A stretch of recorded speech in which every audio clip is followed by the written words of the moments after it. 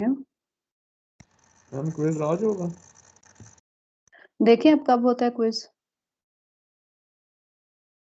Ma'am आपने कहा था आप बताएंगी लेकिन मैं बताऊंगी तो अब आज होगा या कल होगा, अब दोनों में से देख लें। अगर आज ना हुआ तो फिर आज कल ही होगा। इतने सारे तो बता दिए मैंने ऑप्शन अब आपको। ओके जी स्टूडेंट्स, आज हम नया सेक्शन स्टार्ट करने जा रहे हैं जो कि सेक्शन है ऑन प्रोबेबिलिटी डिस्ट्रीब्यूशन। और दो अभी हमने प्रोबेबिलिटी जो है उसका असाइनिंग प्रोबेबिलिटीज कह सकते हैं कि वो सेक्शन कंप्लीट कर लिया था, और अब हमारा दूसरा सेक्शन है ऑन प्रोबेबिलिटी डिस्ट्रीब्यूशन। और आज का हमारा टॉपिक है discrete random variable and its probability distribution. तो सबसे पहले जो ये वर्ड है रैंडम वेरिएबल, तो are you familiar with this word random variable?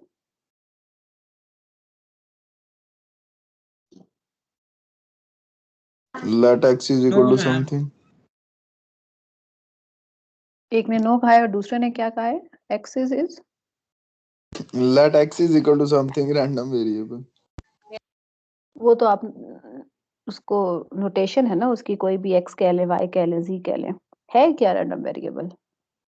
Ma'am any outcome from a process. Any outcome from a process is a random variable. कह सकते उसको हैं रैंडम वेरिएबल कहेंगे, कह सकते हैं। अच्छा, कह सकते हैं। ज़्यादा यहाँ बेहतर जरा पहले तो या मैम जारी। Set of definition.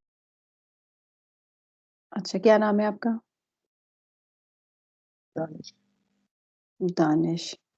तो आपने कहा कि set of outcomes, set of possible values from random experiment. Set of possible values. तो अगर वो वैल्यूज आपके पास रैंडम एक्सपेरिमेंट से कैसे आएंगी वैल्यूज? जैसे मैं एक कॉइन को टॉस करती हूँ तो क्या होंगे मैम उसके जिसकी आउटकम्स? वैल्यू अननोन हो। जिसकी वैल्यू लाइक अननोन मैम हो। अगर हम कॉइन को टॉस करते हैं 15 टाइम्स तो कितनी दफा हेड आएगा रैंडम तो वेरिएबल पता में। नहीं होता है क्या वेरिएबल का आंसर आएगा, तो ये रैंडम तो वेरिएबल वो तो होगा। वेरिएबल है क्या? आंसर तो बाद में देखेंगे। जिसका आंसर ना बताओ के जिसका आंसर ना पता हो, जो हमें पता भी ना हो कि है क्या रैंडम वेरिएबल, है ना? आपके जवाब से तो मुझे ये लग रहा है कि ऐसा वेरिएबल जिसका कुछ पता ना हो। नहीं मैम, यही ये है पता था मेजॉरिटी कि की। किस सैंपल सेट में से आंसर होगा, लेकिन ये नहीं पता था कि एग्जैक्ट क्या होगा। जैसे अब कॉइन टॉस का 50% हेड होगा या 50% टेल होगा। तो ये आई इवेंट है गेस कोई, ये ये मुझे पता आउटकम है। है? ये आउटकम के साथ आउटकम, आप इसको लिंक कर रहे हैं? Yes ma'am. अच्छा, ऐसा है कि जैसे अगर मैं एक कॉइन को टॉस करूं, चलिए एक कॉइन ही ले लेते हैं फिलहाल, और उसके मुझे पता है कि आउटकम्स क्या होंगे, टी, टेल और हेड। ठीक है, अनप्रेडिक्टेड है, प्रेडिक्ट है लेकिन कर सकते हैं, लेकिन विद सर्टन नहीं है कि कौन सा वाला आएगा, हेड आएगा या टेल आएगा। अब ये क्या, ये रैंडम वेरिएबल है?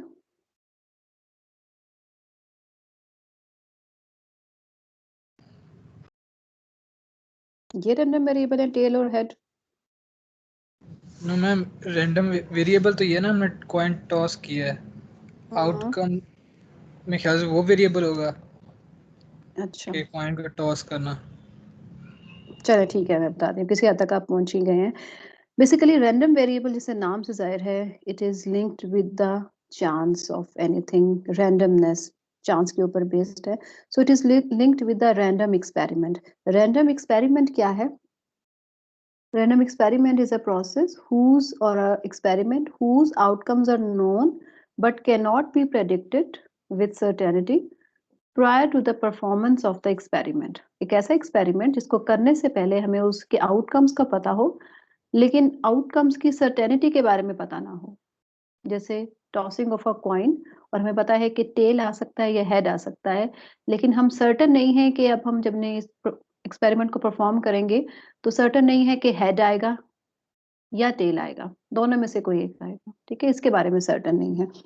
तो जब मैंने ये कॉइन को टॉस किया तो अब मैं इसको एक लिंक करती हूँ इन आउटकम को विद द न्यूमेरिकल वैल्यू। ठीक है, न्यूमेरिकल वैल्यू आपको लिंक करने से पहले मुझे एक चीज डिफाइन करनी होगी कि किस तरीके से न्यूमेरिकल वैल्यू। अगर मेरा इंटरेस्ट है with the number of heads,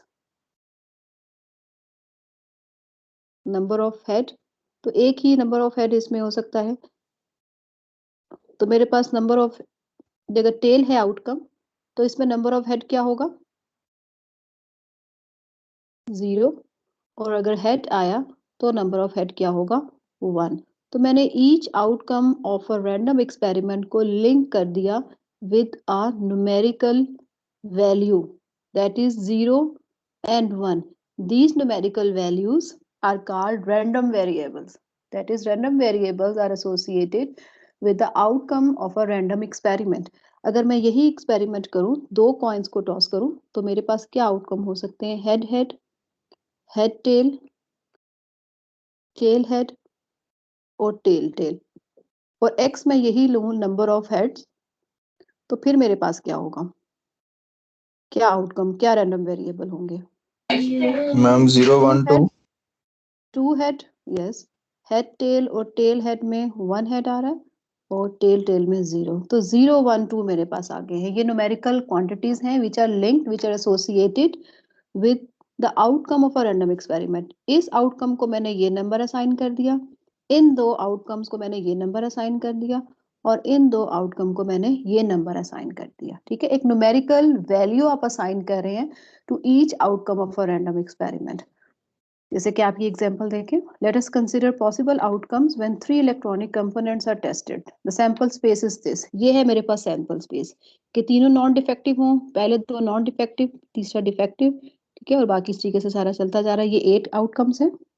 और अगर मेरा कंसर्न ये है कि रैंडम वेरिएबल में ऐसे डिफाइन करूं, या कंसर्न मेरा ये हो कि नंबर ऑफ डिफेक्टिव कंपोनेंट्स कितने हैं, मुझे ये नहीं चाहिए कि क्या क्या क्या आउटकम्स आ रहे हैं और किस तरह से आ रहे हैं। मेरा कंसर्न ये है कि डिफेक्टिव कंपोनेंट्स कितने निकल रहे हैं। तो मुझे एक नंबर असाइन करना होगा, यानी एन के साथ को मैंने लिंक कर दिया with number of defective items 0। इसी तरीके से एन डी और एन डी एन और फिर डी एन, इन दोनों में मेरे पास 1 डिफेक्टिव आइटम है। उसके बाद है N D D, D N D और डी एन। इनमें मेरे पास 2 डिफेक्टिव आइटम्स हैं और ये डी इनमें 3 डिफेक्टिव आइटम्स हैं। तो इन सब आउटकम्स को हमने डिफाइन किया, एसोसिएट किया, लिंक किया with a numerical value which represent actually the number of defective components in a sample. So these values, these numerical values are called random variables. तो basically ये फंक्शन नहीं बन गया, ये फंक्शन ही बन गया ना, कि मैं ईच आउटकम को, जैसे मैंने अगर ये आउटकम लिया है, मैंने इस आउटकम को एसोसिएट किया विद दिस नंबर 1। ये आउटकम ले लें, इस आउटकम को मैंने एसोसिएट किया with the number 2, with a unique number 2, यानी मैंने इस आउटकम को सिर्फ एक नंबर असाइन किया 2, 1 नहीं दिया। इसको 1 किया, इसको भी 1 किया।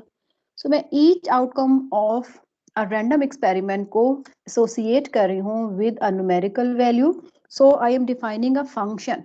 फंक्शन यही होता है ना। मैम अपनी मर्जी का नंबर असाइन करें कोई सा भी? पहले हम उस रैंडम वेरिएबल को डिफाइन करें ना, रैंडम वेरिएबल को हम ये डिफाइन करें, दैट अकर्स। पहले आप उसको डिफाइन करेंगे कि x आपके पास है क्या, फिर ही आपको पता चलेगा ना। ओके। यानी value of the x depend कर रही है कि आउटकम क्या आ रहा है। रैंडम वेरिएबल को आप अपनी मर्जी से डिफाइन कर सकते हैं। नंबर ऑफ डिफेक्टिव कंपोनेंट्स ले लें या number of non defective components ले लें, यही हो सकता है। जी ठीक है। या इसके अलावा आप किसी और तरीके से डिफाइन करना चाहती हैं तो उस तरह से डिफाइन कर लें। लेकिन ये जो वैल्यूज होंगी फिर ये डेफिनेशन पे भी डिपेंड कर रही है और ये आउटकम पे भी डिपेंड कर रही है आपके पास। Okay, so this is the formal definition of a random variable. A random variable is a variable that assumes numerical values associated with the random outcome of an experiment, where only and only one numerical value is assigned to each sample point. यानी हर sample point को या outcome को, क्योंकि sample point सारे outcomes ही होते हैं for random experiment, उनको हम एक न्यूमेरिकल वैल्यू असाइन करें. A unique numerical value is assigned to each outcome और each sample point of a sample space और a random experiment, and that numerical value is the random variable, right. और इसको represent कैसे करेंगे? We will represent it by the capital letter capital X, और इसकी value को हम denote करेंगे स्मॉल x के साथ. स्मॉल x अगर हमने लिखना हो तो हम जो भी वैल्यू होगी वो हम मेंशन करेंगे. So this is the definition of the random variable. Now there are two types of random variable: discrete random variable and continuous random variable. Discrete, जी. और मैम ये उनका स्पेसिफिक वर्ड रैंडम वेरिएबल क्यों कहा होगा? हम variable भी कह सकते हैं ना, क्योंकि वेरिएबल भी एक क्वांटिटी होती है, इसकी कोई वैल्यू फिक्स नहीं होती. बेसिकली ये हमने उसको लिंक करने की कोशिश की है आउटकम्स ऑफ एन एक्सपेरिमेंट के साथ ना. तो outcome of a random experiment है. आउटकम्स क्या होते हैं? उनमें चांस होता है ना, हमें तो नहीं पता ना कि वो कैसे अपीयर होंगे. All based on chances. तो इसलिए हमने उसको लिंक करने के लिए रैंडम एक्सपेरिमेंट से इसको हमने नाम इसका रैंडम वेरिएबल रखा है. इसको सिर्फ वेरिएबल नहीं कह रहे. It is associated with the outcomes of a random experiment, not an experiment, जो कि अनसर्टन है एक्सपेरिमेंट के आउटकम्स, Right. कि ये आउटकम Right. हो सकता है, ये आउटकम हो सकता है. तो इसलिए हमने उसको रैंडम वेरिएबल कहा. वेरिएबल कहेंगे तो वो इन जनरल हो जाएगा ना, कोई भी वेरिएबल आप उसको कह सकते हैं, क्वांटिटी, न्यूमेरिकल वैल्यू. लेकिन यहाँ पे हम उसको लिंक कर रहे हैं विद रैंडम एक्सपेरिमेंट के आउटकम के साथ और sample point of a sample space. Okay, there are two types of discrete random variable, discrete random variable and continuous random variable. A random variable is discrete if it has a finite or countable number of possible outcomes that can be listed. जिनको हम list कर सकते हैं, जिनको हम count कर सकते हैं, ऐसे आउटकम्स को हम कहेंगे डिस्क्रीट रैंडम वेरिएबल. जैसे यहाँ पे आपको नजर आ रहा है कि इनको हमने लिस्ट किया है, और जरूरी नहीं है कि ये पॉइंट्स हो, ये इनके बीच के भी कोई पॉइंट हो सकते हैं, लेकिन काउंट करें तो ऑब्वियसली ये बीच के नहीं आएंगे. ठीक है, ये सिर्फ यहाँ से होल नंबर आएंगे. 0 1 तो इसमें नहीं है, तो 1 2 3 भी आप यहाँ पे लिख सकते हैं. 1 3. तो एग्जांपल क्या होंगे? Number of calls, number of accidents, number of errors, students in a class. और कंटिन्यूस रैंडम वेरिएबल क्या है? Random variable is continuous if it has an uncountable number of possible outcomes represented by the intervals on a number line. इसमें कोई jump नहीं होगा. Interval से आप इसको रिप्रेजेंट करते हैं, यानी यहाँ से लेकर यहाँ तक. For example time spent on calls, time is a discrete variable, sorry continuous random variable. Continuous variable, अगर आपने उस टाइम को लिंक किया है किसी रैंडम एक्सपेरिमेंट से तो वो कंटिन्यूस रैंडम वेरिएबल होगा. वॉल्यूम ऑफ अ गैस, इसमें भी कंटिन्यूटी है. Temperature of a room, height of students, ये सारे कंटिन्यूस रैंडम वेरिएबल्स हैं. ओके, आगे चलते हैं फर्दर. डिफरेंस देख लेते हैं in the sense of probability distribution. The probability distribution of a discrete random variable इस तरह से होगी कि आपके पास सिंपल लाइंस आ रही हैं, और probability distribution of a continuous random variable इस तरह की होगी, उसमें कंटिन्यूटी है. ठीक है, तो ये डिफरेंस है. ये तो मैंने पहले ही बता दिया आपको कि ये डिफरेंस है डिस्क्रीट रैंडम वेरिएबल और कंटिन्यूस रैंडम वेरिएबल की प्रोबेबिलिटी डिस्ट्रीब्यूशंस में. तो बेसिकली प्रोबेबिलिटी डिस्ट्रीब्यूशन है क्या? What is probability distribution of a random variable? हम चूंकि अब डिस्क्रीट की बात कर रहे हैं, पहले तो डिस्क्रीट रैंडम वेरिएबल की प्रोबेबिलिटी डिस्ट्रीब्यूशन क्या होगी? आपके ख्याल में क्या होनी चाहिए? मैम जो कि भी मैम रैंडम आउटकम्स आ रही हैं उनकी प्रोबेबिलिटी जो है उनको फाइंड आउट करेंगे तो मुझे प्रोबेबिलिटी डिस्ट्रीब्यूशन कहेंगे. अच्छा, उन सब की प्रोबेबिलिटीज को हम फाइंड करेंगे या किसी एक दो की जो हमें मालूम करनी होगी? मैम एक सेट ऑफ इवेंट्स में सबसे ज्यादा प्रोबेबिलिटी किसकी है और किस इवेंट की कितनी प्रोबेबिलिटी है? सब इवेंट्स की या सिर्फ जिसकी सबसे ज्यादा है वो लिखनी है? मेरे ख्याल से सब मैम जिसके आउटकम्स की. पूरे सेट की सब आउटकम्स की.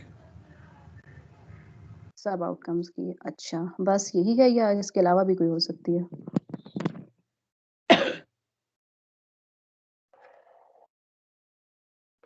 ओके जी स्टूडेंट्स, फ्रीक्वेंसी डिस्ट्रीब्यूशन हमने किया था स्टैट्स के हमारा सेक्शन में।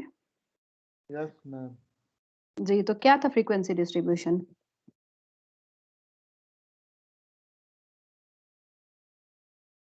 क्या थी फ्रीक्वेंसी डिस्ट्रीब्यूशन?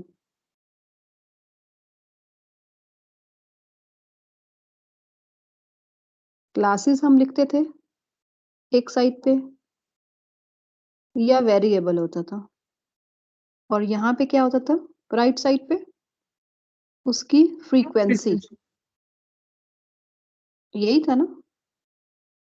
क्लासेस के अगेंस्ट हम लिखते थे उसकी फ्रीक्वेंसी, या एक वेरिएबल के अगेंस्ट लिखते थे हम उसकी फ्रीक्वेंसी, और इस टेबल को हम कहते हैं फ्रीक्वेंसी डिस्ट्रीब्यूशन।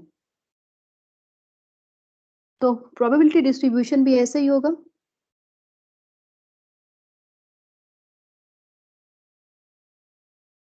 कि हम लिखेंगे वेरिएबल, और इस केस में वेरिएबल है रैंडम वेरिएबल, जिसको हम कह रहे हैं एक्स, जो कि आउटकम्स हैं डिफरेंट के पास एक ही एक्सपेरिमेंट के, और यहाँ पे हम उनके लिखेंगे प्रोबेबिलिटीज, और इस टेबल को हम कहेंगे प्रोबेबिलिटी डिस्ट्रीब्यूशन। यानी एक तरफ आ रहा है रैंडम वेरिएबल, और उसके साथ क्योंकि random variable is linked with the outcomes of a experiment, तो बेसिकली हम आउटकम्स की यहाँ पे अगेंस्ट उसके आगे लिख रहे हैं उसकी प्रोबेबिलिटीज, राइट? तो इसको हम कहेंगे प्रोबेबिलिटी डिस्ट्रीब्यूशन।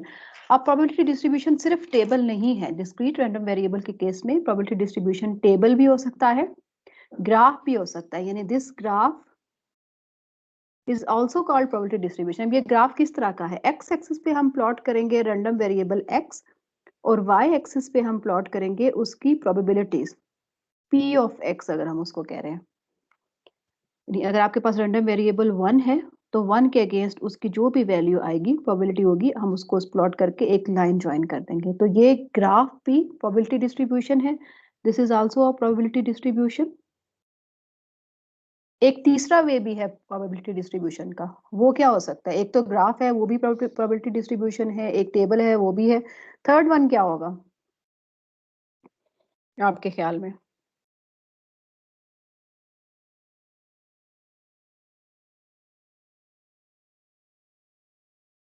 जी, 3 तरीके हैं, तीसरा कौन सा वे होगा? मैम जिस तरह से हमने औजाइब बनाया था, आई थिंक कम्युलेटिव फ्रीक्वेंसी के थ्रू, शायद उस तरह से हो। नहीं, क्यूमुलेटिव ग्राफ तो बना लिया ना, ग्राफ तो ये आ गया, ये जो मैंने लिखा हुआ है जिसको सर्कल किया हुआ है। ग्राफ नहीं, एक वे हो गया प्रोबेबिलिटी डिस्ट्रीब्यूशन को शो करने का टेबल, एक वे हो गया ग्राफ, तीसरा भी कोई होगा या नहीं? बस वैसे ही मैं टाइम जाया कर रही हूँ पूछ के। मैम प्रोबेबिलिटी ट्री के थ्रू कर सकते हैं, या वो सिर्फ बेस थ्योरम के लिए होता है? नहीं, बेस थ्योरम के लिए नहीं, सिर्फ किसी भी इवेंट को आपने करना है कैलकुलेट, प्रोबेबिलिटी तो कैलकुलेट हो गई है ना बेसिकली। ट्री डायग्राम तो नहीं होगा, एक फॉर्मूला हो या इक्वेशन हो। जी, आप क्या कह रहे थे? क्या करना है? हमने ये करना है कि मैं पूछ रही हूँ कि प्रोबेबिलिटी डिस्ट्रीब्यूशन शो करने के कितने 3 तरीके हैं। तो एक टेबल हो गया, एक मेरे पास ग्राफ हो गया, तो तीसरा वे क्या होगा? By chance.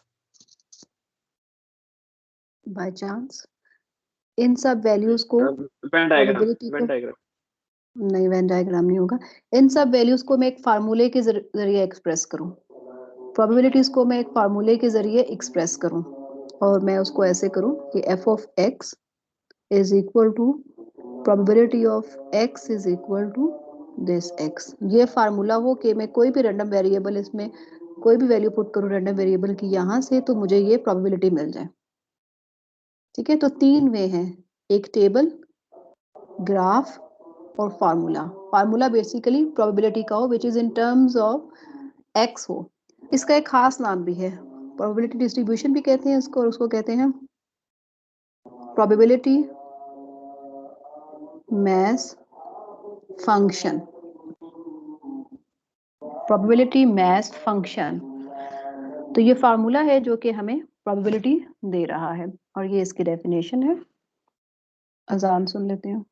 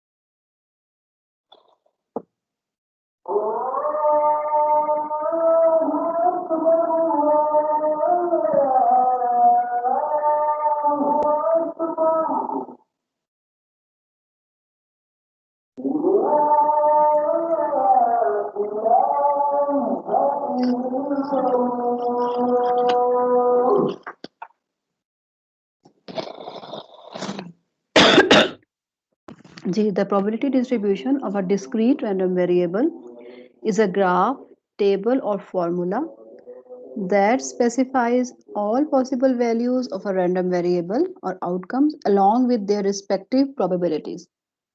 यानी अगर हम एक ग्राफ बनाएं तो उसमें भी हमारे पास रैंडम वेरिएबल है along with its probabilities. अगर हम एक टेबल बनाएं तो उस टेबल में भी हम रैंडम वेरिएबल लिस्ट करेंगे और उसकी रिस्पेक्टिव probabilities.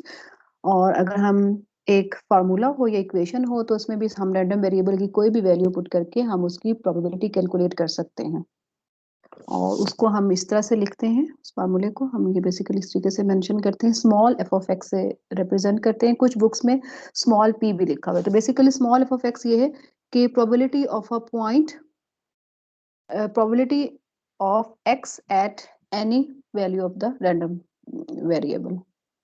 जैसे पीछे हमने ये क्वेश्चन किया, head number of heads in tossing 2 coin, तो अगर 1 आने की प्रोबेबिलिटी क्या है, ये 1 हेड आए तो 1/2 होगी, ठीक है। तो 0 किस तरीके से हम उसको मेंशन कर सकते हैं। प्रोबेबिलिटी डिस्ट्रीब्यूशन को 2 कंडीशन सेटिस्फाई करनी चाहिए। एक कंडीशन वही प्रोबेबिलिटी की है कि the value should lie between 0 and 1 inclusive, यानी एफ ऑफ एक्स आपका 0 और 1 के दरमियान लाई करना चाहिए, क्योंकि F of X basically probability ही है। The sum of all probabilities is 1, sum 1 होना चाहिए इन सब की प्रोबेबिलिटीज का। और ये मैंने आपको बता दिया कि स्पेसिफिकली कि ये आपके पास जो फार्मूला है इसको हम प्रोबेबिलिटी मैस फंक्शन भी कहते हैं। ओके, ठीक हो गया, समझ आ गया ये क्या चीजें हैं ये? Discrete random variable and probability distribution of a discrete random variable. अब क्वेश्चन की तरफ आते हैं। क्वेश्चन ये आसान सा है, find the probability ma'am distribution ये of the x sum is of. Equal to 1 बता दें थोड़ा सा। जी मैम वो x इज इक्वल टू 1 बता दें, ये क्या हुआ है? ये मैंने पिछली जो एग्जांपल ली थी ना, मैंने बताया था कि अगर मैं एक टॉसिंग ऑफ अ क्वाइन करूं तो मेरे पास क्या आउटकम्स होंगे? ओके मैम हेड समझ आ आएगा, गई, ठीक है। टेल आएगा, और वो रैंडम हाफ होगा। वेरिएबल है 1 और 2 0। तो ये आपके पास प्रोबेबिलिटी इसकी आ जाएगी, इसकी 1/2 हो जाएगी और 0 की भी 1/2 हो जाएगी। ठीक है, तो जरा आप दूसरा भी कर लें फिर, अगर आपने ये जिक्र छेड़ ही दिया है रिजवान। 2 कॉइन को हम टॉस कर लेते हैं। मैम उसमें भी 1/2 ही होगी। हाँ,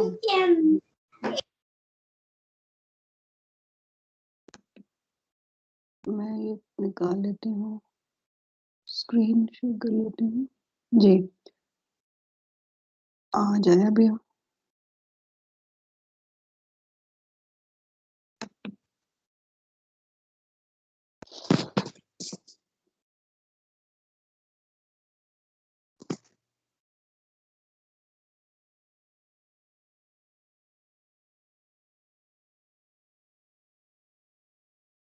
ये क्या हो गया भाई?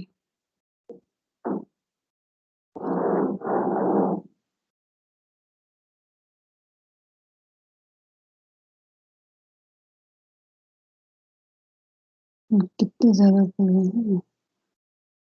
ओके स्टूडेंट्स, आपको स्क्रीन शेयर हो रही है मेरी? No ma'am. स्क्रीन शेयर नहीं हो रही, क्या नजर आ रहा है फिर? मैम आपका चेहरा नजर आ रहा है सिर्फ।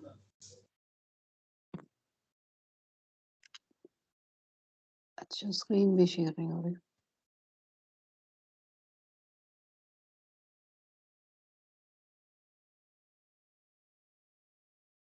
मैंने तो सिर्फ यही कहा था कि टॉस कर लेते हैं 2 कॉइन्स को, तो ये तो फिर फाइल ही गायब हो गई है। ओहो मैम, इल्म का नुकसान हो गया हमारे। नहीं, हम व्हाइट बोर्ड यूज करके कर लेंगे क्वेश्चन, कोई मसला नहीं है।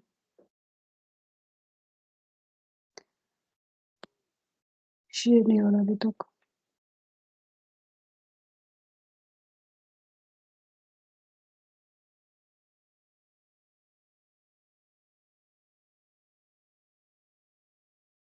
ओके जी स्टूडेंट्स, आप ये काम करें फिर, जब तक ये आता है वापस।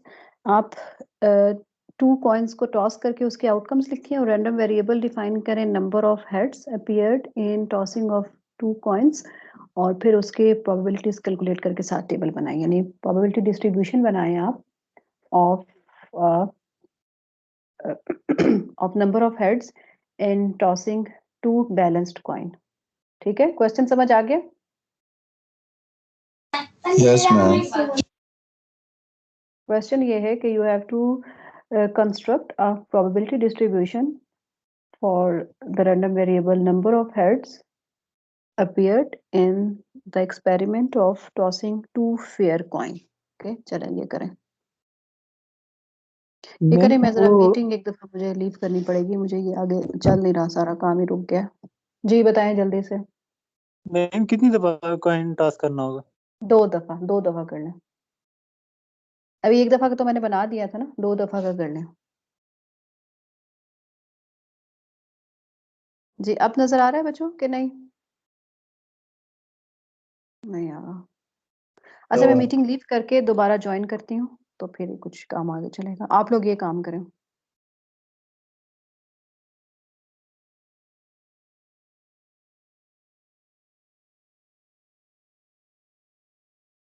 Okay ma'am.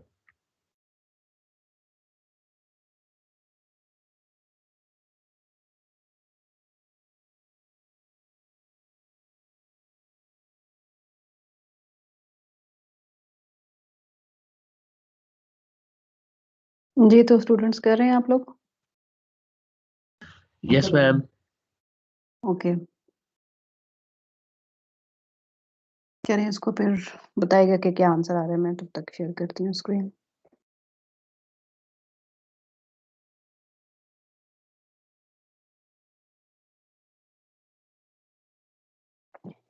जी, आप स्क्रीन नजर आ रही है आप लोगों को? स्लाइड्स Yes, नजर आ रही ma'am. हैं? Yes.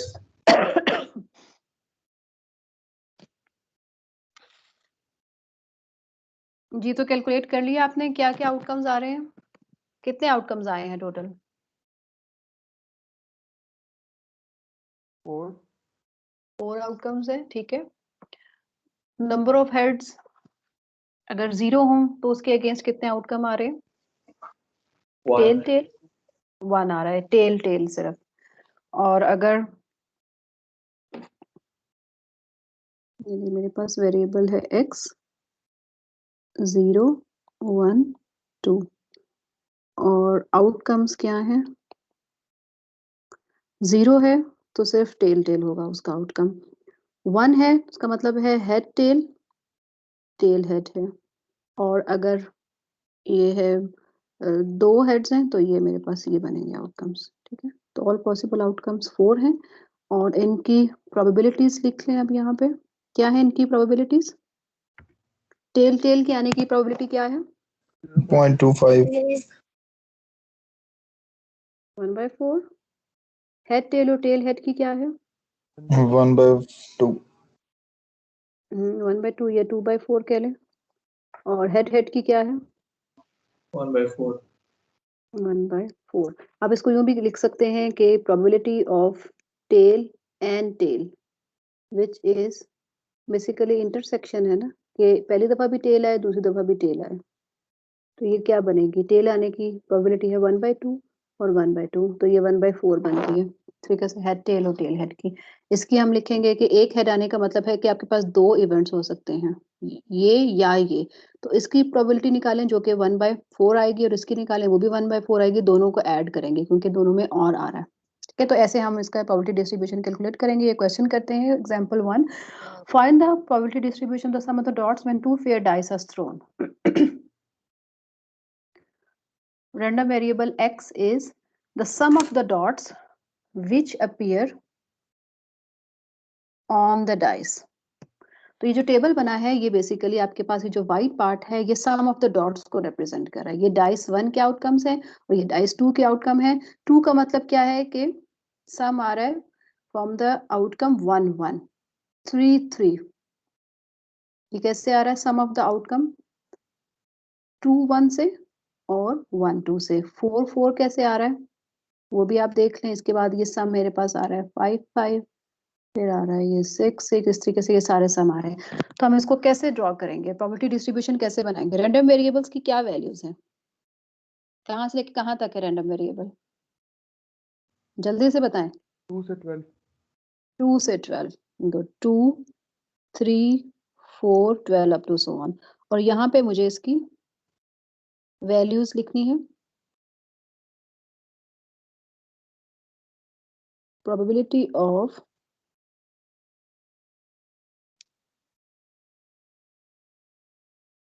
x is equal to x, या इसको हम स्मॉल f ऑफ x भी कह सकते हैं जी। 2 आने की प्रोबेबिलिटी क्या है? टोटल कितने आउटकम्स हैं? 36। 36 आउटकम्स है। जब भी हम एक पेयर 2 फेयर डाइस को टॉस करेंगे तो वी विल गेट 36 आउटकम्स। तो 2 सम 2 कितने आउटकम्स में आ सकता है? सिर्फ 1 1 केस में। तो ये बनेगी, इसकी हो जाएगी 1/36। 3 आउटकम 3 सम कब आ सकता है? 3 यहाँ पे 2 पे लिखा हुआ है, ठीक है। तो ये 2 आउटकम से आपके पास आ रहा है 2/36। 4 कब आ रहा है? ये 4 आपके पास लिखा हुआ है तो ये 3 आउटकम से आ रहा है ये 3/36। तो ये आपने 12 तक इसको लेके जाना है। ओके, 12 तक आप इसको करेंगे।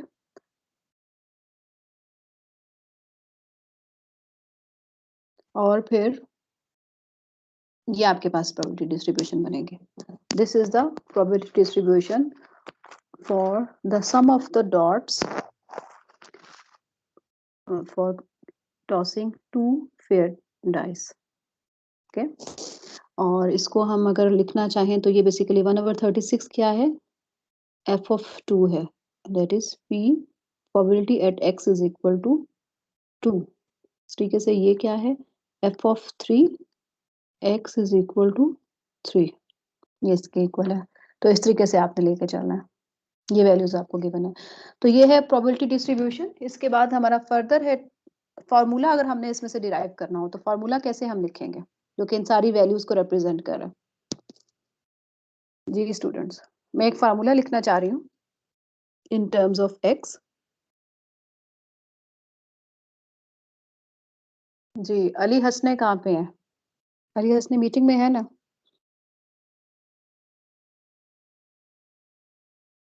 Yes ma'am here. जी चलें बताएं फिर कैसे लिखेंगे फार्मूला, क्या नो नजर आ आइडिया। रही है? ये देखिए, ये इन वैल्यूज को हमने लिखना है इन टर्म्स ऑफ एक्स। ये वैल्यूज अब डिक्रीज हो रही हैं, कहाँ तक डिक्रीज हो रही हैं? 6 तक, और 6 सॉरी इंक्रीज हो रही हैं, और 6 के बाद फिर ये डिक्रीज हो रही हैं। एक चीज तो सब में कॉमन है, और वो क्या है अली हसनैन? लाइन पे रहें। 36 ये तो कॉमन है सब में। अब आप ये देखिए कि मैंने इसको इन टर्म्स ऑफ एक्स लिखना है, तो अब 36 तो मैंने लिख लिया ना, अब ऊपर वाला रह गया है, न्यूमरेटर रह गया 1 2 3 4 x 5 minus 6। 1 x -1 करेंगे, x में से 1 को माइनस करूं, ओवर 36 करूं तो 1/36 आ गया। इसमें भी 1 को माइनस करूं, इसमें से भी करूं तो ये मेरे पास ऊपर न्यूमरेटर आ जाएगा। लेकिन ये वैल्यूज किसके लिए हैं सिर्फ, जल्दी से बताएं। up to x equal to 7. 7 बिल्कुल। 7 तक, गुड। तो ये 7 तक है। अब 7 के बाद वाली वैल्यूज हैं 8 से 12 तक, उनके लिए हम क्या फार्मूला बनाएं? चले रिजवान अब आप ही बता दें। मैम x माइनस माइनस करना जरूरी नहीं, प्लस भी कर सकते हैं, देखें मैम मल्टीप्लाई भी कर x सकते हैं। x माइनस 3 इंटू समथिंग होगा कुछ। ये देखें कि 8 से यानी x से हमने 5 लेके आना है, 9 से हमने 4 लेके आना है, 10 से 3, 11 से 2, 12 से 1। 8 और 5 को ऐड करें तो क्या आता है? मैम 2 से बढ़ रहा है। 12 13। 9 में 4 ऐड करें 3 5 7 9 13। 11 ये बन रहा है, तो +2 x प्लस नहीं, आपने x से कहाँ से लेके आना है? 8 से। x से आपने ये वैल्यूज लेके आनी है ना, ये वाली। 36 तो हम ऑलरेडी लिख चुके हैं, 36 का तो मसला नहीं है। x से हमने ये वैल्यूज लेके आनी है 5 4 3 2 1। तो हम इसमें से कुछ सब्ट्रैक्ट ही करेंगे तो ये आएंगी ना values. 13 minus x 13 minus x होगा ओवर 36। ठीक है, इसमें से हमने x में से 1 को माइनस किया तो ये ऊपर वैल्यूज आ गई, न्यूमरेटर आ गया, और ये वैल्यूज हैं फ्रॉम 8 टू 12। इसको हमने पीस वाइज डिफाइन किया, पीसेस में डिफाइन किया है। ठीक है, ये आपके पास इंक्रीजिंग है और इसमें x के साथ माइनस आ रहा है, तो ये डिक्रीजिंग है, इसकी स्लोप नेगेटिव आ रही है। ओके, तो बेसिकली देख भी लें, यहाँ से 9 + 4 करें 13 आ रहा है, 10 + 3 करें 13 आ रहा है, 11 + 2 करें 13 आ रहा है। 13 में से ही माइनस करेंगे तो ये नेक्स्ट वन आएगा ना। तो इस तरीके से आप फार्मूला डिराइव करेंगे। ये मैंने यहाँ पे लिखा हुआ है। अच्छा, अब इस प्रोबेबिलिटी डिस्ट्रीब्यूशन का फायदा क्या है हमें?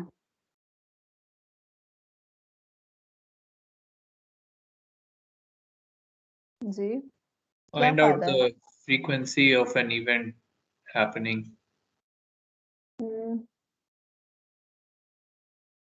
और कुछ? अगर हमें प्रोबेबिलिटी डिस्ट्रीब्यूशन गिवन हो तो हम किसी भी रैंडम वेरिएबल की प्रोबेबिलिटी देख सकते हैं। यानी अगर हमें 7 की चाहिए तो हम देख के बता सकते हैं कि ये 6/36 है। 3 सम आने की प्रोबेबिलिटी क्या है? 2/36। हमें कैलकुलेट करने की जरूरत नहीं। यहाँ पे तो हमने प्रोबेबिलिटी डिस्ट्रीब्यूशन खुद बनाया ना। अगर आपको गिवन हो तो उससे का फायदा ये होगा कि आप किसी भी इवेंट की, किसी भी आउटकम की प्रोबेबिलिटी यहाँ से टेबल से देख के बता सकते हैं। जैसे कि इस क्वेश्चन में हमें करना है, बी पार्ट में जो करना है, use the probability distribution to find the probability of obtaining a sum of 8 or 11, a sum that is greater than 5 but less than or equal to 10. A sum of 8 or 11. जी। वो third में दोनों को add कर देंगे।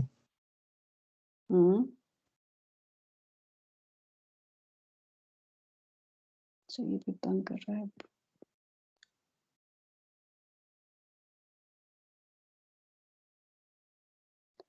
तो हम इसको calculate करेंगे।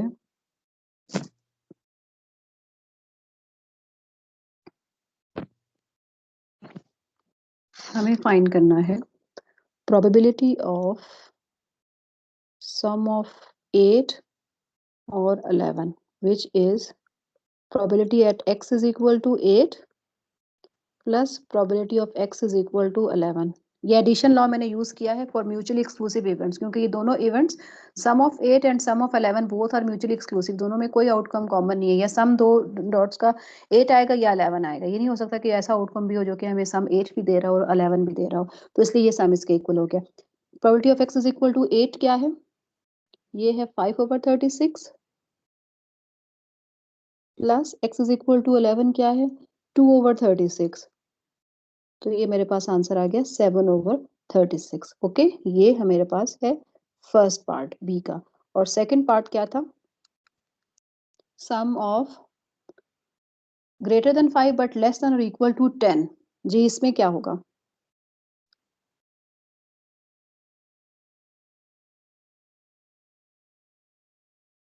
x is equal to 6। Ma'am इस रेंज में जितने हैं उन सबको जमा कर दें। हाँ 7 5 नहीं आएगा लेकिन 27/36 27 दोबारा काउंट करो रोजाना।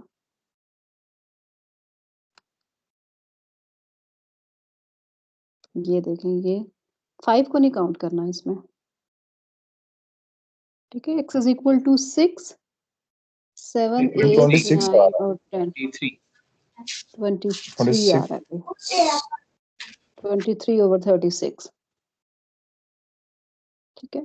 11 और 9 20 और 3 23, ठीक है। 23/36 आ रहा है। तो इस तरीके से हम प्रोबेबिलिटी कैलकुलेट कर सकते हैं। अब हमें इसका ग्राफ बनाना है। ग्राफ कैसे प्लॉट करेंगे? ये बी पार्ट हमारा हो गया। सी पार्ट में हमें इसका ग्राफ प्लॉट करना है। प्रोबेबिलिटी डिस्ट्रीब्यूशन का ग्राफ कैसे प्लॉट करेंगे? ग्राफ होगा कि आपने रैंडम वेरिएबल को रिप्रेजेंट करना है और एक्स एक्सिस और उसकी प्रोबेबिलिटी को रिप्रेजेंट करना है ऑन वाई एक्सिस। ये इसका ग्राफ होगा, ठीक है। और साथ में लाइन के साथ ज्वाइन करना है, ओके। ये लाइन के साथ आप इनको ऐसे ज्वाइन करेंगे। कुछ बुक्स में बार्स के साथ भी लिखा हुआ है कि बार डायग्राम से शो किया हुआ है, लेकिन आप लाइंस के साथ ही ज्वाइन करें, एक ही रखें। चलिए एक थोड़ा सा कॉन्सेप्ट और ले लेते हैं, क्योंकि फिर एग्जांपल 2 पे हम नेक्स्ट क्लास में इंशाल्लाह करेंगे। The distribution function of a random variable x denoted by capital F of x is defined as f of x is equal to p of x less than equal to x. The function f of x gives the probability of the event that x takes a value less than or equal to a specified value small x. The distribution function is abbreviated to df and is also called the cumulative distribution function CDF, as it is the cumulative probability function of x from the smallest up to the specific value of x.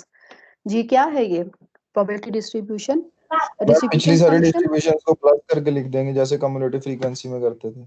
बिल्कुल exactly. Cumulative frequency में हम क्या करते थे कि up to that variable आप पिछली सारी फ्रीक्वेंसीज को ऐड अप कर लेते थे। तो यहाँ पे भी यही है कि इसमें आप एट दैट वेरिएबल जो आपको गिवन होगा कि इस वेरिएबल पे आपने डिस्ट्रीब्यूशन फंक्शन फाइंड करना है इस वैल्यू पे, तो आपने उस वेरिएबल से पीछे और उस वेरिएबल को शामिल करते हुए जितनी प्रोबेबिलिटीज हैं, आउटकम्स हैं जो भी वेरिएबल्स की, वो सारी आपने उनको ऐड अप कर लेना है। तो ये वही है जो कि क्यूमुलेटिव फ्रीक्वेंसी था। यहाँ पे हम इसको क्यूमुलेटिव डिस्ट्रीब्यूशन फंक्शन कह रहे हैं।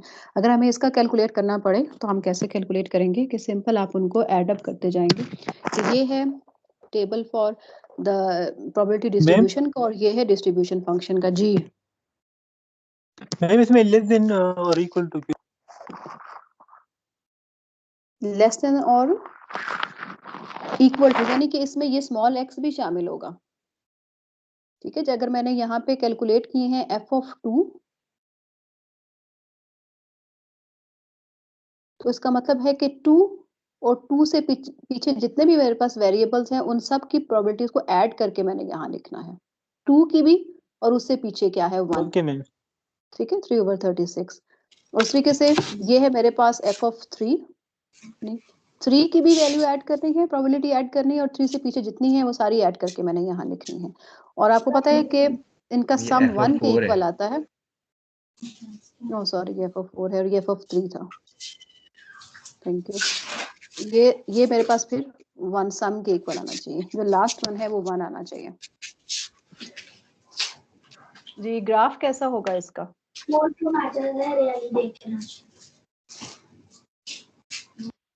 जी बच्चे ग्राफ कैसा होगा डिस्ट्रीब्यूशन फंक्शन का? मैम उल्टा पैराबोला होगा, अपसाइड डाउन। उल्टा पैराबोला होगा, इंक्रीज नहीं कर रहा सारा ये पैराबोला मैम बाद में में डिक्रीज, यू मैम टर्न बाद में डिक्रीज, मैम डिक्रीज भी तो कर रहा है ना। कहाँ से डिक्रीज जो कर रहा है? सारा इंक्रीज मैम ही तो कर रहा कम्युलेटिव की बात कर रही हैं आपने, डिस्ट्रीब्यूशन फंक्शन का क्या है ना सिर्फ। है। मैंने डिस्ट्रीब्यूशन फंक्शन का कहा है, distribution function cumulative frequency distribution function ही है। दोनों में कोई फर्क उसका तो तो है ना। उसका तो हम देख चुके हैं ना, स्मॉल एफ ऑफ एक्स का। मैं कैपिटल एफ ऑफ एक्स की बात कर रही हूँ कि उसका क्या होगा। मैम ये इंक्रीजिंग होगा, एक्सपोनेंशियल नहीं। इंक्रीजिंग होगा जी। बताएं जी, ऑप्शन बताते जाएं फटाफट। मैम इंक्रीजिंग के अलावा कोई हो नहीं सकता ऑप्शन। इंक्रीजिंग ही है मैम, वो इंक्रीज हो रही है नजर। तो वो तो हम कंफर्म हो गया ना कि इंक्रीज ही करेगा, क्योंकि वैल्यूज आगे बढ़ी हो कि आप ऐड कर रहे हैं, पॉजिटिव वैल्यूज ऐड होती जाएंगी तो वो इंक्रीज ही करेगा ना। पहली आधी वैल्यूज के लिए बहुत ज्यादा इंक्रीज होगा, उसके बाद ग्रेजुअली इंक्रीज होगा। अच्छा ठीक है। नॉर्मल डिस्ट्रीब्यूशन की तरह ग्राफ नहीं बन जाएगा? नहीं, क्योंकि ये डिस्क्रीट है ना, तो इसमें तो गैप्स होंगे, जंप्स होंगे इसमें। वो तो कंटिन्यूस के लिए होगा, कोई गैप नहीं है। इसका ग्राफ ये होगा, उसका एनवेलप टाइप। हाँ ये तो मैंने दिखा ही दिया सारा। और ये क्या है कि 2 पे वैल्यू क्या है 1/36। f of 2 is equal to, this is f of 2 which is 1/36। तो इस पे मैंने 2 के ऊपर 1/36 प्लॉट किया और अप टू ड्रॉ किया इसको 3 पे होल। अब 3 के ऊपर वैल्यू क्या आ रही है? 3 पे वैल्यू है 3/36। बड़ी स्लो जा रही हूँ भाई मैं, आवाज लेट पहुंचती है। ओके 3 पे वैल्यू है, 3 पे अब जंप आएगा 3/36 अप टू 4 तक आपने ड्रॉ करना है। 4 पे यहाँ पे होल आएगा और 4 पे वैल्यू क्या आ रही है? 4 पे वैल्यू है 6/36। 6/36 इज दिस। एंड ये होल्स क्यों आ रहे हैं? ये होल्स इसलिए आ रहे हैं कि ये 3 पे ये वैल्यू शामिल नहीं है, बल्कि जो ऊपर वाली है ये वैल्यू शामिल है। ठीक है, होल का मतलब ये है। सिंपल होल का तो मतलब हम सिंपल एक डॉट क्यों नहीं लगा रहे हैं, होल्स क्यों बना रहे हैं? डॉट नहीं, डॉट सॉलिड डॉट नहीं बनाएंगे, सॉलिड डॉट ऊपर आ रहा है। 3 पे वैल्यू प्रोबेबिलिटी इसकी डिस्ट्रीब्यूशन फंक्शन की वैल्यू 3 ओवर, ये क्या है 3/36 है, 3/36 है, 1/36 नहीं है। यानी ये नहीं है बल्कि ये है, ये नहीं है, ये है। तो मैम डिफाइंड वैल्यू है 3 और 36, तो वहाँ पर डॉट ही लगाना चाहिए। मतलब हम क्यों शो कर रहे हैं कि वो आप 1 ये और कह रहे हैं कि सिर्फ डॉट्स ही लगाएं? तो मैम स्पेसिफाइड वैल्यू है तो डॉट क्यों लगेंगे सिंपल? जी सिर्फ मैम एक लास्ट डॉट ग्राफ क्यों नहीं की लगा रहे, तरह नहीं डॉट के बन साथ सकता ये सही लाइन है। क्यों लगा रहे हैं? नहीं, आपका क्या एतराज क्या है कि फॉलो क्यों बना रहे हैं, सॉलिड नहीं बना रहे हैं, ये एतराज है या ये एतराज है कि लाइन क्यों ड्रॉ की है? नहीं ये लाइंस क्यों ड्रॉ हो रही हैं, सिंपल डॉट्स क्यों? लाइन इसलिए ड्रॉ हो रही है कि बेसिकली आपके पास ये चीज थी ना कि ये एफ ऑफ 3 का मतलब है x less than equal to 3। तो लेस देन 3 से पीछे जितनी भी वैल्यूज हैं उनको रिप्रेजेंट करने के लिए हमने इस तरह से कह दिया कि उनकी रिप्रेजेंटेशन भी हो जाए। ठीक है, सिर्फ डॉट से नहीं रिप्रेजेंट किया, ठीक है मैम। स्टेप फंक्शन के फॉर्म में कर दिया। और ये ध्यान में रखना है कि ये 3 पे वैल्यू यहाँ पे ये नहीं है बल्कि ये ऊपर वाली है, इसलिए यहाँ पे एक हॉलो आएगा और यहाँ पे सॉलिड आएगा। ठीक है, मैम और ये लेकिन जो वैल्यू आउटपुट है वो है ही सिर्फ डिस्क्रीट वैल्यूज, मतलब 3.5 तो नहीं आ सकता ना आंसर। तो फिर हमें बार्स की क्यों जरूरत है? बस जस्ट रिप्रेजेंट करने के लिए कर रहे हैं, कोई इतना खास मकसद नहीं है इसका। जैसे कि ओजाइफ में जब हमने किया था तो उसमें हमारा एक पीछे एक हमारा ऑब्जेक्टिव था कि हम अप्रोक्सीमेट कर सके बीच की वैल्यूज को भी, मीडियन को अप्रोक्सीमेट किया था ओजाइफ की हेल्प से, क्वांटाइल्स अप्रोक्सीमेट किए थे। तो यहाँ पे हमने डॉट्स को ज्वाइन नहीं किया, बस उसको ऐसे स्टेप फंक्शन रिप्रेजेंट कर दिया। टाइम शुरू हो गया। ठीक है, आपकी नेक्स्ट क्लास है। चले, और ये ध्यान में रखें कि ये 1, ये आगे 1 जो है ये आगे तक जाएगा। ठीक है, जो भी वैल्यू लेंगे अगर मुझे कैलकुलेट करना हो एफ ऑफ 15, तो वो किसके इक्वल होगा? कैपिटल F ऑफ 15 किसके इक्वल होगा? वो तो एग्जिस्ट ही नहीं करता। 15 से 1 कम के जितने भी 1 के इक्वल होगा। यस मैम 15 का क्या मकसद है? 15 तो आ ही नहीं सकता। नहीं आ सकता, लेकिन उससे पीछे तो वैल्यूज हैं ना।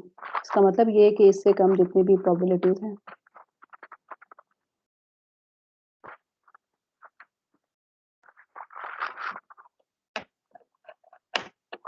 ठीक है, राइट मैम। पीछे ये वाली तो है आफ्टर ही में ना, कुछ समझ नहीं। पीछे वाली तो है ना। कंप्लीटनेस के लिए हमने लिख दिया है इसको। वैसे तो ऑब्वियस है कि 12 तक ही है सम, लेकिन अगर हम कहें कि 15 मैं तक डिस्ट्रीब्यूशन फंक्शन क्या है, तो उससे कम वैल्यूज सारी हम लिख देंगे, क्योंकि 1 है जी। जिस तरह का आपने ग्राफ वो स्मॉल एफ के लिए बनाया था उस तरह का क्यों नहीं आपने बनाया? इसके लिए एम ही ये हॉरिजॉन्टल लाइंस क्यों की हैं वर्टिकल की जगह? बेसिकली हम यहाँ पे जब आप लिखते हैं ना कि ये इसका ग्राफ है, वो आपके पास डिस्क्रीट वैल्यूज थे, ऑर्डर्ड पेयर्स थे, तो हमने उसको प्लॉट कर लिया। ये हम इसको इस तरीके से रिप्रेजेंट करते हैं स्मॉल एक्स से। तो इस इंटरवल को शो करने के लिए हमने यहाँ पे ये लाइंस ड्रॉ कर ली, स्ट्रेट लाइंस।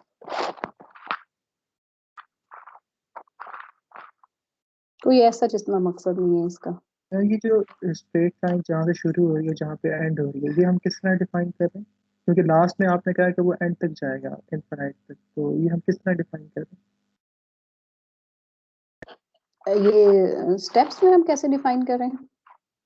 तो ये लास्ट जो जो है हमने किया, वर्टिकल, ये जो आप ये तो हॉरिजॉन्टल लाइंस ऑनवर्ड, लगा रही हैं, ये तो ऑनवर्ड मैंने यही कह दिया ना कि what is the probability distribution function क्या है कि मेरे पास सम 15 हो, 15 या 15 से लेस हो, तो क्या प्रोबेबिलिटी है?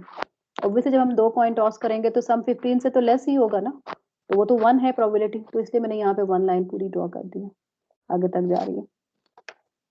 ऐसा ही है ना, कंप्लीटनेस के लिए ये काम किया है।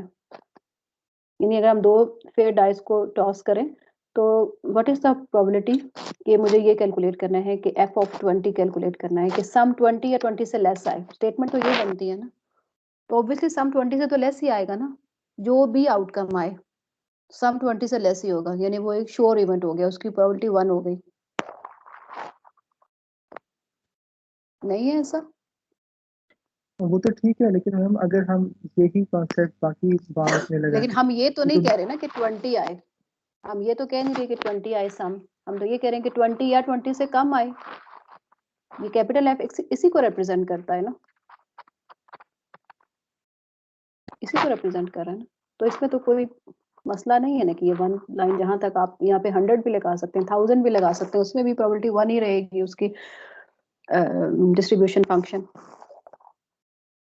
यस मैम, वो समझ आ गई है। मेरा क्वेश्चन है कि जो बाकी बार्स हैं, अब लेट्स सपोज एक सम है, उसको 6 सम है, हम थर्ड बार लेते हैं, सम 6 आए, मैम अगर हम एक वर्टिकल लाइन ड्रॉप करते हैं इस पूरी बार किसी पॉइंट से भी, तो वो सम 6 को ही डिफाइन करेगा। हालांकि इस तरह पॉसिबल तो नहीं है, लाइक 3 और 4 के बीच में कोई वैल्यू हो सम 6 को, उसका ये पॉसिबल तो नहीं है। बेसिकली आप ये समझ लें कि जैसे आपके मार्क्स हैं कि कितने स्टूडेंट्स की क्या प्रोबेबिलिटी है कि इतने स्टूडेंट्स ने 30 मार्क्स, मैं एग्जैक्ट 30 को नहीं कह रही कि मैं ये कह रही हूँ कि 30 या 30 से कम जितने भी स्टूडेंट्स हैं क्या प्रोबेबिलिटी है उनकी, कितने लाई करते हैं। 50 कह रहे हैं अगर कि 50 आपके पास मार्क्स हैं, तो कितनी स्टूडेंट्स हैं, नंबर ऑफ स्टूडेंट्स हैं, ये कितनी प्रोबेबिलिटी है कि 50 या 50 से कम स्टूडेंट्स लाई करते हैं। सिर्फ हम 50 के ऊपर नहीं देख रहे, हम ये कह रहे हैं कि 50 और 50 से कम कितने स्टूडेंट्स हैं, प्रोबेबिलिटी उनकी बताएं। ठीक है, बात समझ रहे हैं कि नहीं? डिस्ट्रीब्यूशन फंक्शन है ना ये। यस मैम समझ गए। यस मैम, समझ रहा हूँ। अच्छा, बॉस यार ने गाया, तो आपका नाम क्या है? आपका दानिश था मैम उसका नाम। नाम दानिश था, अब उसने चेंज कर लिया। चले ठीक है क्लास, फिर हम नेक्स्ट इसको डील करेंगे। अब टाइम तो काफी हो गया, मेरे पास वॉच नहीं है, मेरे ख्याल में 5 मिनट का 15 चलेगा। मिनट हो गए हैं। जी बहुत टाइम हो गया। मैम मेरी प्रेजर लगा दीजिएगा, मैं 10 मिनट लेट आया था बस, बस लोड शेडिंग की वजह से। लोड शेडिंग, लाइट नहीं थी मैम प्लीज। अच्छा बहराम शाह। बेहराम शाह लाइट नहीं थी, तो मैंने तो कहा है कि बैकअप पे भी कुछ रखें अपना अरेंजमेंट। चले ठीक है, आपने ज्वाइन तो कर लिया था ना?